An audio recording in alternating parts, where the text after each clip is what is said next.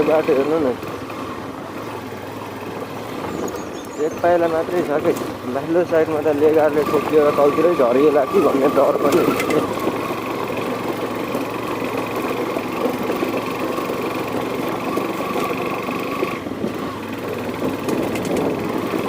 यो चाहिँ खास गरी मान्छे हिँड्ने बाटो हाम्रो चाहिँ, तर बाइकहरू नर्मली हिँडिरहेकै हुन्छ यहाँ चाहिँ। यस्तो बाटोमा कुदाउनु मजा हुन्छ।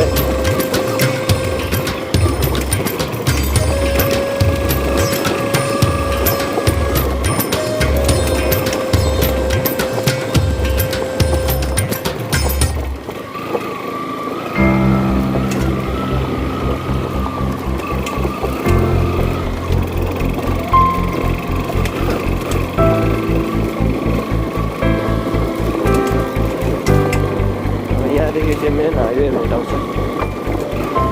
यहाँदेखि म चाहिँ राइट साइड जाने हो क्या, यतातिर जाने हो। यता त फेरि बबाल छ नि रोड। यतिकै बाटो चाहिँ हुनु पऱ्यो कि पाहाडको जुनसुकै ठाउँमा पनि। अनि चाहिँ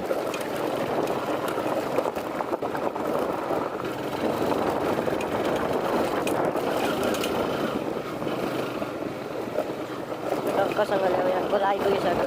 त्यो खोलामा चाहिँ म चाहिँ हल्का बाइक धुन्छु क्या, किनकि बजारमा धुनुको लागि त मसँग पैसा नाले। त्यसैले अब खोला जाने, खोलामा आफै धुने।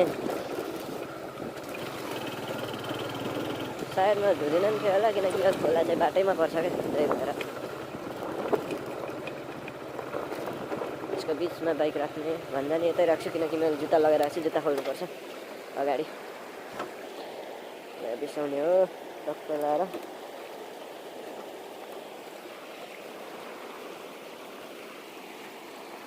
यहाँनिर चाहिँ धुने हो क्या, अब यहाँदेखि निस्केर उतातिर जाने हो।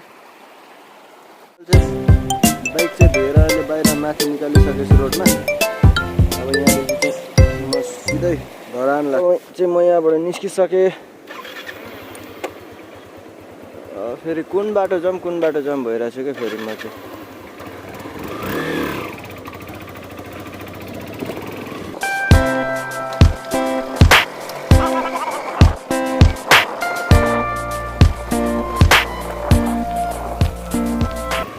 माथिल्लो बाटै जान्थ्यो यार।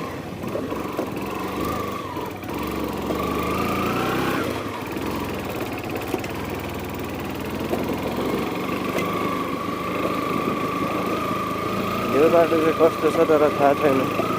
पुग्न चाहिँ फेरि माथि नै जोडिन्छ कि जोडिन्छ, त्यही भएर मैले बाटो हेरेँ। सायद राम्रै छ होला हौ, यहाँसम्म त राम्रै छ।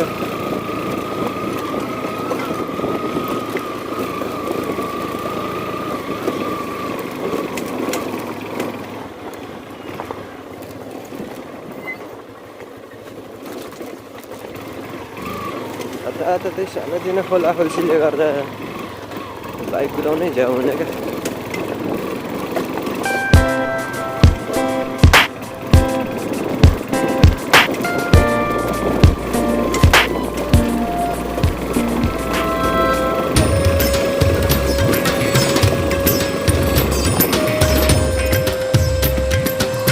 गाडीलाई त टर्निङै पुग्दैन नि यहाँ त।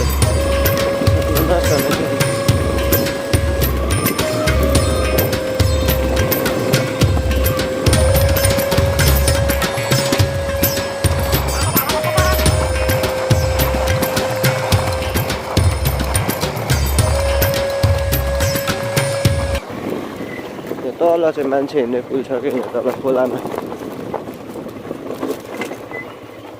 यहाँ तल चाहिँ मान्छे हिँड्ने पुल हो क्या त्यो चाहिँ। पहिला स्कुलको विद्यार्थीहरू हिँड्थ्यो, आजभोलि त खासै हिँड्दैन त्यो बाटो। आजभोलि चाहिँ यो रोड नै जान्छ, खोला बढेको बेला चाहिँ त्यो बाटो जान्छ होला सायद।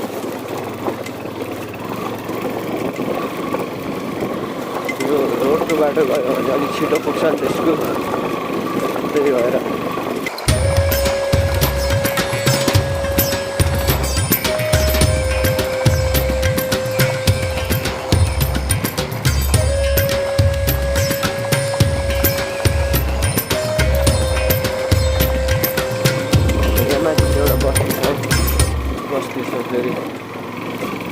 बस्तीहरू चाहिँ बगालै हुन्छ पाहाडमा पातलो भएर पनि हेर्दा दामी देखिन्छ क्या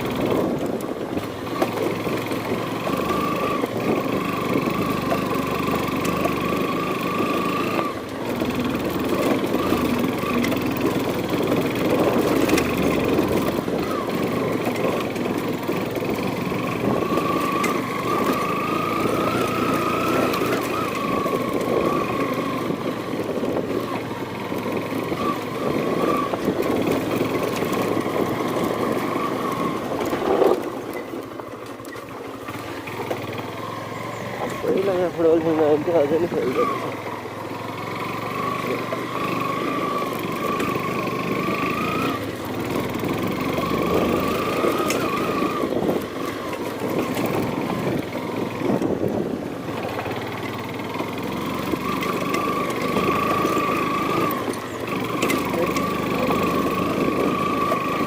के गरेर ए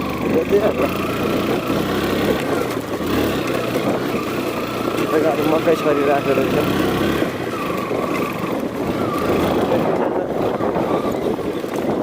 दायाहरू साथीहरू छ कि यतातिर चाहिँ बेचिन जान्छ अहिले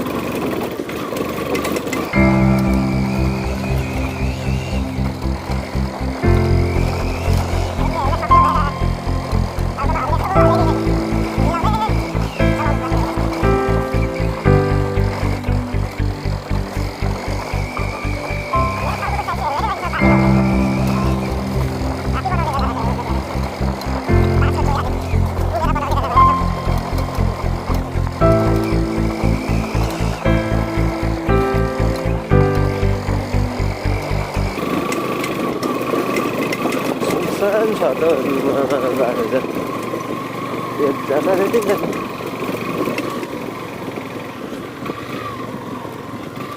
ठ्याक्कै पहिलाको रोड चाहिँ यताबाट थियो कि तर अहिले चाहिँ छैन रहेछ यार पहिला हामी त्यताबाट घर जान्थ्यौँ अहिले बाटो जताततै खुलिसक्यो तर मुसाले बाटो खोले जस्तो क्या जता पनि सानो सानो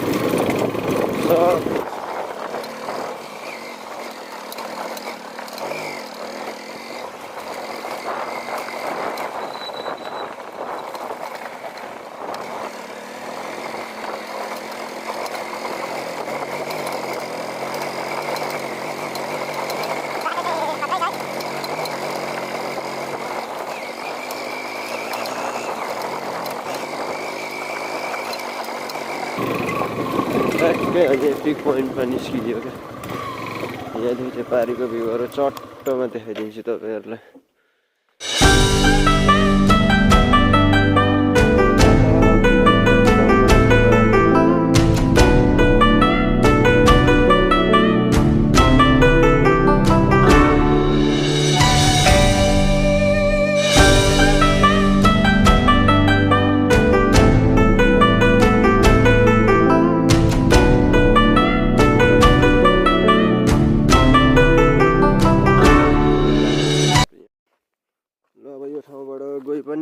धेरै नबसौँ यहाँ चट्टो लगाएर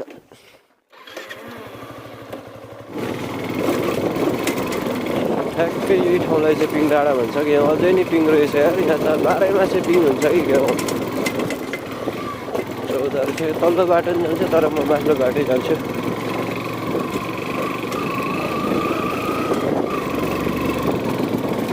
तलको गाउँ चाहिँ कुनै बर्बनी कि के भन्छ यो गाउँलाई चाहिँ यो माथिल्लोपट्टिको चाहिँ बेचराङ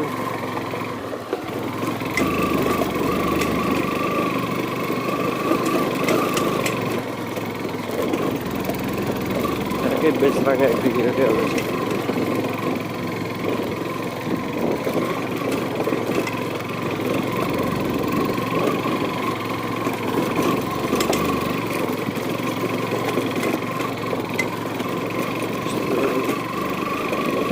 गाउँघरमा रमाइलो त रमाइलो हुन्छ नि हो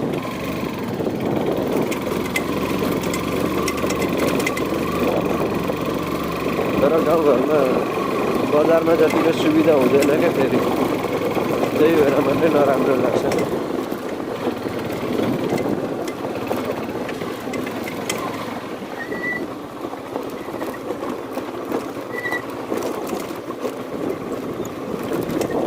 छैन त हौ के को लागि होला यत्रो सेउला चाहिँ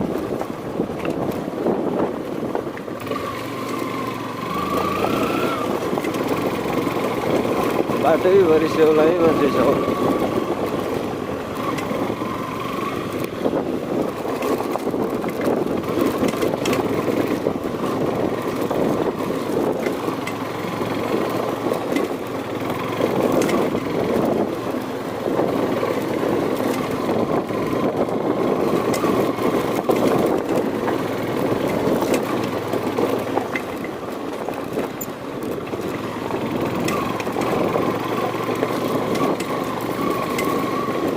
अघि म खोलाबाट छुटेको बाटो आइपुग्नु लाग्यो क्या अब चाहिँ तल बाइकहरूको ठाउँबाट छुटेको बाटो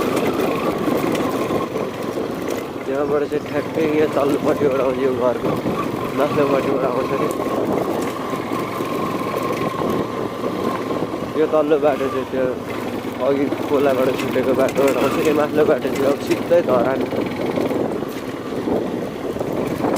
कस्तो ब्लर आउँछ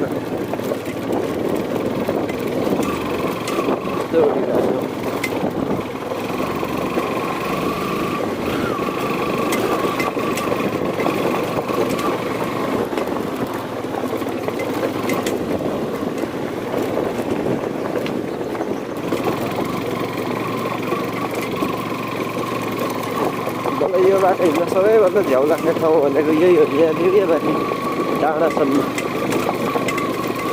साह्रै थरथर आउँछ कहिलेकाहीँ त गरमै दुख्छ अनि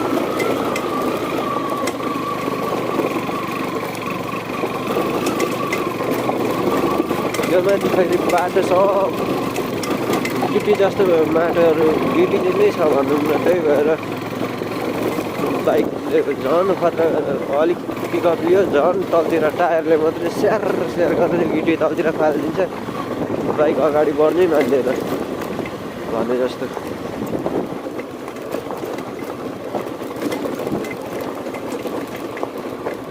यस्तो ठाउँ छ